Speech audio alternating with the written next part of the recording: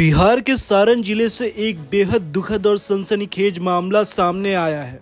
शाहजदपुर थाना क्षेत्र के मोती छपरा गांव में एक नाबालिग प्रेमी जोड़े ने फांसी लगाकर आत्महत्या कर ली। इस घटना से पूरे इलाके में शोक और सनसनी फैल गई है। ये मामला एक बार फिर समाज में प्रेमी संबंधों और कम उम्र में लिए गए आत्मघाती फैसलों पर गंभीर सवाल खड़े करता है।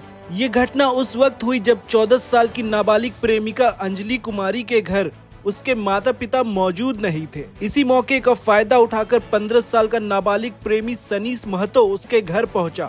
दोनों ने मिलकर प्रेमिका के कमरे में दुपट्टे का फंदा बनाया और गले में लगाकर अपनी जीवन लीला समाप्त कर ली। मृतक सनीस महतो जलालपुर थाना क्षेत्र का रहने वाला था, लेकिन मोती छपरा गांव में अपने ननिहाल में रहता था, जबकि अंजलि कुमारी इसी गांव की निवासी थी। घर आसपास होने के कारण दोनों एक दूसरे को पसंद करते थे। घटना के समय अंजलि के पिता काम के सिलसिले में बाहर थे, जबकि मां एक विवाह समारोह में शामिल होने दिल्ली गई थी। इस दर्दनाक घटना का खुलासा देर शाम हुआ, जब प्रेमिका के बुजुर्ग दादा खेत से लौटकर आए। काफी तलाश के बाद जब उन्होंने कमरे का दरवाजा अंदर से बंद पाया तो खिड़की से झांक कर देखा। दोनों नाबालिगों के शव छत से लटके हुए थे। आनन फानन में दरवाजा तोड़कर शवों को नीचे उतारा गया। सूचना मिलते ही शाहजदपुर थाना पुलिस मौके पर पहुंची और दोनों शवों को देर रात ही पोस्टमार्टम के लिए छपरा सदर अस्पताल भेजा गया। 3 डॉक्टरों के मेडिकल बोर्ड द्वारा पोस्टमार्टम किया गया।